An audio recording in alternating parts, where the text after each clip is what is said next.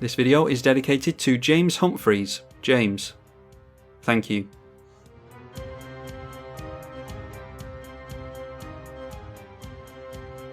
Garruk Beast Tribal, being helmed by Renata, called to the hunt, versus Kynaios of Tiro of Meletis, Norin the Wary, and Hakim Loreweaver. Well, that's a one-lander, so we'll knock that back. We are not on the play. Oh, you don't keep one-landers, but if we get into another land there, we can go Emerald Medallion, turn 2, into a turn 3 Cultivate, and then I think we're alright, because we've got some card draw in Shamanic Revelation. I'm going to risk this one. A turn 1, Norin the Wary, as you would expect from a Norin deck. Then just a Tricycle land from our opponent. We do get into the other land that we need, that's really good, so let's start things off with Hardened Scales. We do have a plus counter sub-theme in this deck. Wizards has really been pushing plus counters in recent years, so it's an easy one to splash into your deck. Then it's Cold Steel Heart from our opponent. Norin the Wary went into the command zone from the Hardened Scales, so obviously our opponent didn't change zones. Shouldn't be too difficult to get Norin back out and keep it out of play or in play, depending on whether someone's cast a spell or not. Anyway, another tri-land from our opponent. And in for Sakura Tri-Belder, alright, so keeping this hand has been really good for us. Let's go for Sakura Tri-Belder, for the sake of having another land in play.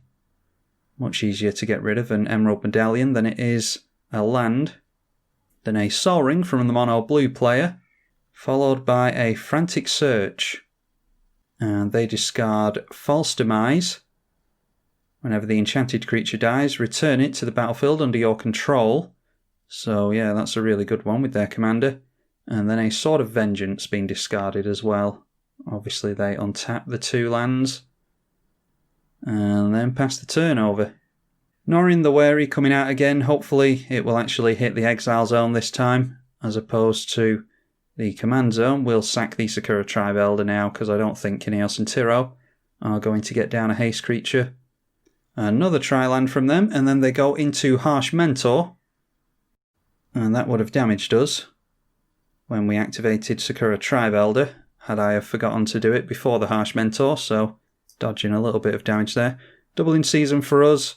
Let's go for the Cultivate and keep making our land drops. Norin the Wary going into the exile zone this time. Then we'll play a land and pass. Coral Atoll for the blue player. They have to return an untapped land in order to keep that in play. And that taps for 2 mana. Then they just pass the turn over to Norin, who casts a Mox Diamond. Then a Heat Stroke from our opponent. At the end of combat, destroy each creature that blocked or was blocked this turn. So red encouraging everyone to attack and not block. Now a Smothering Tithe from the 4-colour player. And a 2/2 going in towards Norin. Now over to us, we draw into a Thragtusk. Let's go in for Emerald Medallion. Need to start getting our beasts in play. This is a Beast Tribal deck, as I mentioned at the beginning of the game. It's Beast Tribal and Garruk Tribal. So let's play our first Garruk card in Garruk's Uprising. New one from M21. And we'll just tap out and pass. Garruk's Uprising gives our stuff trample. And then whenever we have a creature enter with power 4 or greater, we'll draw a card. No one paying for Smothering Tithe so far. And now the mono blue player going in for their commander, Hakim Loreweaver. Then it is a Wirefly Hive for the red player. Tap, flip a coin, pay 3. If you win the flip, you get an insect. If not, you destroy all your insects. Seems like a strange one for Norin to me.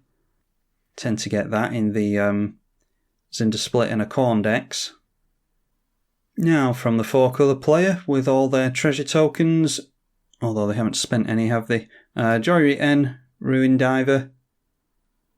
See if they cast a second spell to draw a card. They do. They go for Sword of the Animist. Still have their treasures held up. See if they equip here. They equip and swinging in at us with the Harsh Mentor, so they'll get to Rampant Growth with the Sword of the Animist. And then we make our way into a forest. So I think we want to get down our commander first, and then any beast that we play can get us into, well, they can come in with plus counters. So we'll get down our 3 mana Renata. 3 mana thanks to the Emerald Medallion. This will have enough Devotion to Green to trigger the Garruk's Uprising, so we will draw a card. Hopefully it's a beast we can play. It is not, it's a Reliquary Tower. Decided not to pay for the Smothering Tide there, but I suppose we could have done. Anyway, we'll just play it as a slow burn, pretend to hold up some removal, Beast Within or Cross and Grip, something like that. Now Hakim being activated, that means Harsh Mentor will shock them. And they get their False Demise on there, so whenever the Hakim is destroyed, it will come back into play. Then going for something else here, let's see if it's another aura. Looks like it is. Oracle's Insight. Enchanted creature. The enchanted creature has tap, scry 1, then draw. Don't think they have vigilance on their creature, but maybe they're not looking for combat damage at all. Maybe they're just fishing for combo pieces. Never played against an Hakim deck, so don't really know how they typically run, to be honest. The mono red player just plays out a Strip Mine and then passes it straight over to Kynaios and Tiro, who play a Fog Bank. Then getting down their commander, so maybe we get down the Reliquary Tower here. I think I might prefer some card draw, to be honest. Anyway, ending the turn with an Ancestral Vision. They're going to attack him first. And get themselves another Rampant Growth with the sword. Going in at the mono red player, by the way. They're the only ones who are wide open. We draw a card with Kynaios and Tiro. I think everyone did. Oh, apart from the mono blue player, they got out a Mystic Sanctuary. And we get into a Nature's Law. And because we drew a card, that will trigger the Smothering Tide, so we'll pay the 2 for that. Not doing anything else with our mana. Alright, Temple of the False God, that's good. That puts us up a couple of mana this turn. Oh, Howling Mine came down as well. I didn't spot that from our opponent. They got down Howling Mine and As Foretold. Yeah, apologies for that. Must have missed those coming down, so we get another card draw. Our opponent probably gets another treasure token. Hakim is going for Scry then Draw, which will shock them again with Harsh Mentor. And we draw into Fresh Meat, which is a good means of getting into some beasts after a board wipe. Although we'll have to get into some actual creatures first. So first things first, we'll go for a 1 mana Nature's Law. It's free to get out an additional land whilst Emerald Medallion is in play, or a mana doubler. Because that does come in untapped. Get down Temple of the False God, so we've got 8 mana available to us now. Get down the Doubling Season. And then we'll get down the Thragtusk, I think. And that will come down with, oh, how many? 4 plus counters, I think. A couple thanks to Renata and Hardened Scales, and then double it with the Doubling Season, and yeah, you get 4 plus counters. And that will cantrip thanks to Garruk's Uprising. Also gain 5 life from the Thragtusk. Draw into Nylea's Forerunner, which is a trample enabler, really good with a bunch of plus counter buffs. And obviously it's a beast as well. We'll swing in at the mono red player. Might as well get a bit of commander damage on the go. They go down to 29, up to 6 points of commander damage. And then the Howling Mine will trigger for the blue player. They go for Frantic Search again. I'm not entirely sure how they got that back, to be honest. Oh, Mystic Sanctuary would have put that back on top. So, drawing into the Frantic Search and playing it again. And they discarded a Drake Umbra and an Arcane Denial. I'm assuming they have more counter magic in hand if they're getting rid of an Arcane Denial. And our opponent over there is up to 10 treasure tokens now. Oh no, 11 treasure tokens. The Dreamscape, that is the mono blue ramp spell. Oh, Jace's Archivist, alright, so we might want to be careful with the cards that we keep in hand. Going for Mana Vault as well, so looks like they're looking to empty their hand so that they can go for Jace's Archivist next turn. Just a Mana Rock for the red player. And then a Planar Chaos. At the beginning of your upkeep, flip a coin. If you lose the flip, sack it. Whenever a player casts a spell, that player flips a coin. If they lose, you counter the spell. So yeah, coin flip isn't what I'd expect from Norin the Wary, but that seems to be the theme that our opponent has gone for. So we're going to have to be wary of the spells that we cast now, because Planar Chaos could mess us up there. Anyway, the As Foretold gets a time counter on it, so that's getting slightly easier to cast free spells. Let's see how many of these get countered. They go for Baby Jace, and that gets countered, unfortunately for them. Now it is Undergrowth Champion. That will draw them a card with Joyry End because it's their second spell of the turn. And that manages to hit play. Then going in for Neoform. And that gets countered. That's good. So, yeah, not getting to tutor through their library. Now Teo the Shield Mage. 2 cards left in hand, and that gets countered as well. Alright, so... Oh, the Undergrowth Champion has ended up in the bin somehow. Yeah, I thought the Undergrowth Champion hit play, but obviously I'm missing something there. So maybe 4 of the things got counted. Anyway, turning everything sideways in at the red player as punishment for countering all their stuff. Knocking them down to 22. And going for another spell now, a Wall of Frost, which gets countered as well. Wow, our opponent's really unlucky there. Yeah, getting pretty much all their spells countered that turn, thanks to the Planar Chaos. Kynaios of Tiro of Meletis, I think we'll go for another card draw. Don't particularly care about getting Reliquary Tower into play. I'd rather see more cards. An Island comes down for the blue player. And the red player draws a card as well. We get into Garruk's Champion, which is a 2-mana trample creature, and it'll be a big one thanks to the cards we've got in play. And then another land for us. We'll draw with the Howling Mine also for another land. Not going to pay for tithe. Alright, so might as well get the Reliquary Tower down because we're drawing into a heap of cards. Let's play Nylea's Forerunner, which will only cost 4. Let's see if this gets countered. We'll get that Norin out of the way. Let's say Tails on this. And we win the flip, so we've got better luck than our opponent, apparently. That comes down as a 9/7 also. And we'll draw a card with Garruk's Uprising. Again, say no to tithe. Let's go for Garruk's Companion now. And we'll just say Tails again, because it never fails, apparently. Again, winning the flip. So that's a 7/6 with Trample for only 2 mana. Not bad. And we draw into Garruk's Harbinger. I think we're going to go through to attacks at this point.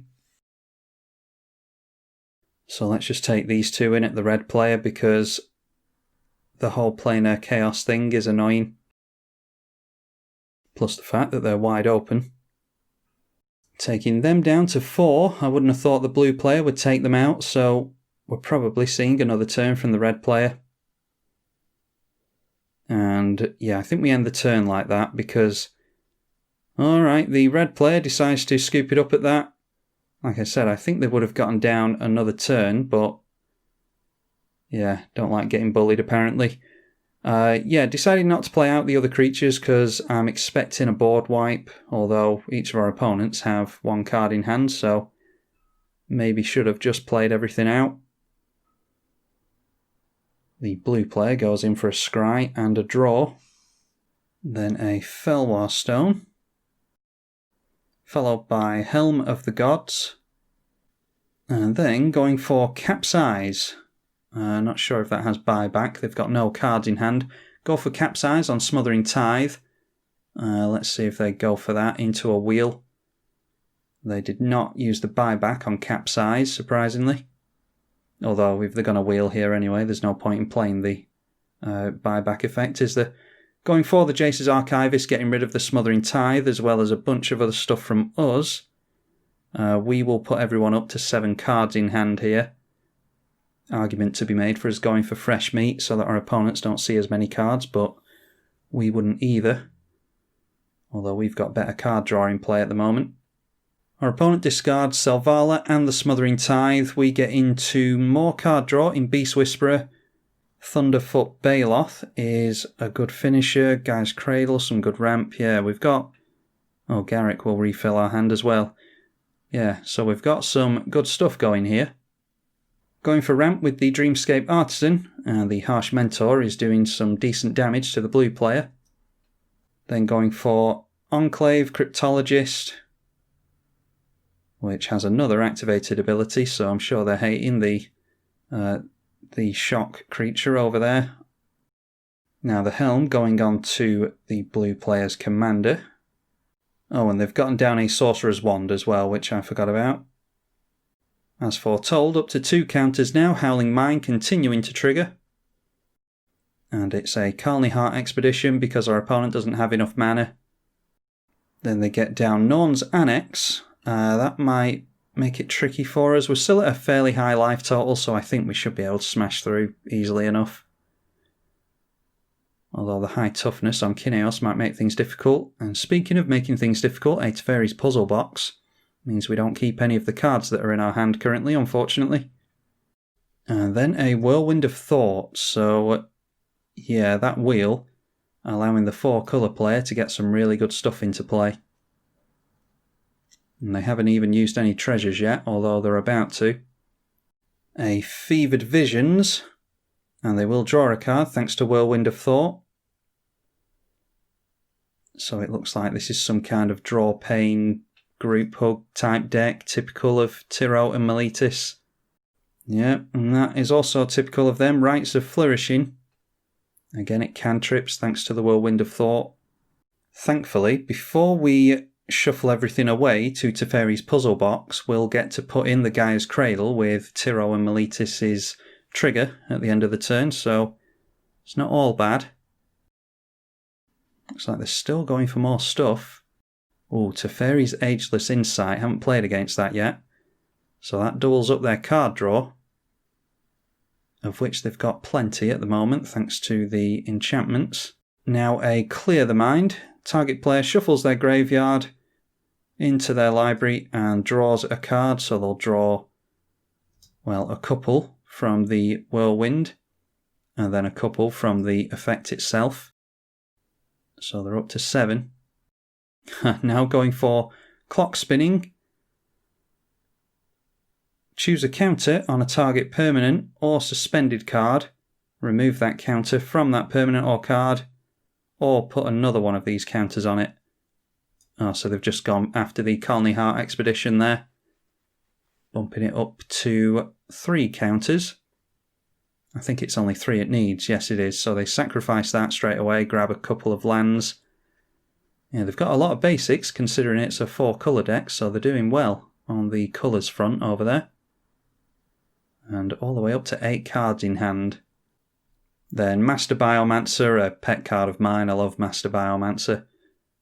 Are they going to swing in here?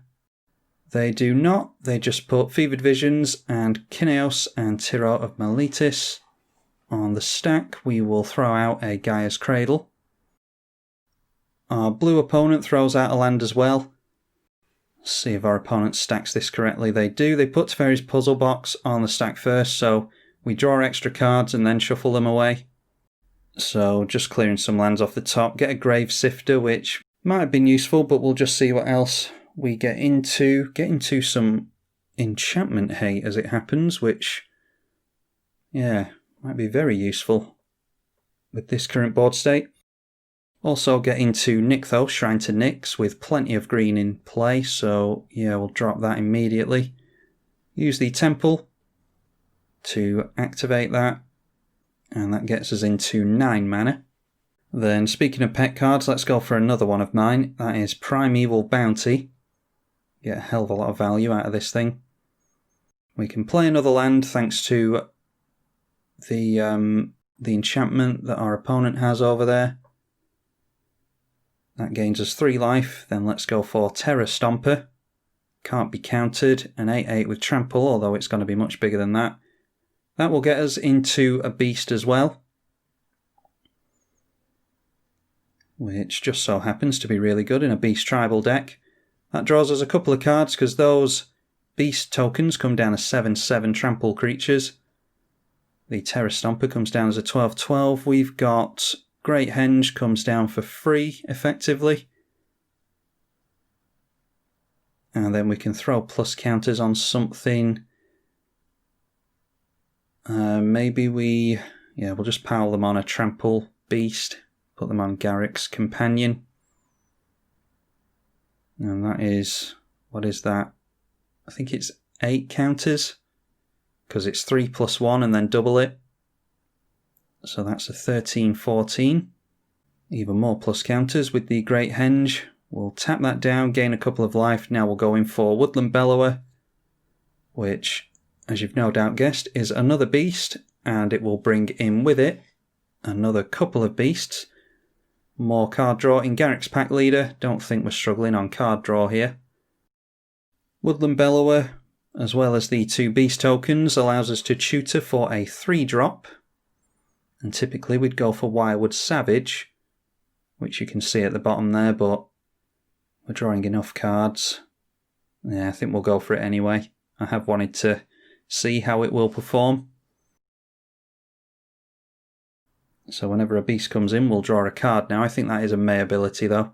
Great Henge puts the counters on the Wirewood Savage, jumping it up to a 10/10. Draw it into Mana Crypt, more mana. We've got the Baloth back. Cast the Mana Crypt and put some counters on the Trample Enabler. I don't know if we can take out a player this turn. We've still got plenty of mana to go, yeah. Let's get down the Thunderfoot Baloth as another Trample Enabler, as well as another beast. Perhaps should put a Chroma's Memorial in the deck if this is going to be a regular occurrence. Wirewood Savage triggers on the beast tokens entering, and then Garruk's Uprising triggers on the beast tokens entering as well, so that is 4 cards potentially. And we are going to say yes to the Wirewood Savage. Get into Sylvan Library, another 2 mana beast there. Yeah, I'd feel a lot better if we had the Wrath Protection that throws out beasts, but we were forced to shuffle that before. Anyway, loads of counters flying around thanks to... Oh, that's exactly what we wanted actually. Yep, getting into Azori's Predation, which is going to fight all of our creatures after we've gotten some 4/4 beasts into play per creature that our opponents control, so we're killing off pretty much all of them here. In fact, I think we do kill off all of them because they won't enter as 4/4s, they'll enter as much, much bigger creatures than that. And that being said, I think we can win this turn, so we'll pile on a bunch of plus counters onto Renata. That can just be commander damage on somebody. So she has 30 power now. And let's just hope that this Azori's Predation doesn't crash the game. Ooh, that's a lot of triggers, but we do clear out our opponent's creatures. False Demise will bring back their commander, but that really is inconsequential. Now we'll have to be careful with things like this that we don't deck ourselves. Luckily the Wirewood is a May ability, Garruk's Uprising is not though. We've got the Reliquary Tower, so we're not going to have to discard to hand size, but we do have to be careful of milling ourselves out, or drawing ourselves out. We'll say always no and yield to the Wirewood Savage. We do have 46 cards left in the library, not as few as I would have thought actually. But we don't need any more cards in hand. And with that, the Tiro player decides to scoop it. They still had the Norn's Annex to maybe protect them a little bit, but we've got plenty of life to play around that. So we've got the game here thanks to the blue player being tapped out. Might be that they have an answer, but not able to play it with no mana. Let's just have a look at the cards we were drawing into there. There's the new Garruk. Token doubler. A mana doubler. Yeah, just a cartload of mana. Lots of card draw. I don't see what our opponent can do here, but I just want to play it safe. Let's go for the Swiftfoot Boots. I'm not trying to drag the game out, but I hate making mistakes when I've come this far in a game. So we'll power plus counters on the Woodland Bellower. Then play a Soul Ring, more plus counters. Just shove it on a token. Just making use of our floating mana. We'll go for the Arcane Signet. And then it's Nature's Claim on the Wand. And then we're turning in sideways. So not using the vast majority of the creatures that we created there, but I think that Azuri's Predation just sealed the deal for us. And we have got a lot of big trampling beasts. Alright, and our opponent decides to time out there. Yeah, pretty good going. I've wanted to make this Garruk tribal / beast tribal deck for a while now, and I'm very happy with these results. Wasn't too sure if there was enough beast support, but yeah, I think the whole plus counter theme helped us a lot. Just getting beasts out on their own isn't good enough, but if you're getting down lots of beast tokens and drawing cards and buffing them all with counters, then yeah, I think that's a good thing for us to be doing. If you want to see this deck again, be sure to let me know. Leave it a like and comment so that YouTube will pick up the video, hopefully, and push it out to potential new viewers and subscribers. And yeah, that would really help get the channel noticed, so a big thank you if you do that. I'm tribalkai on the EDH channel. Thank you for watching.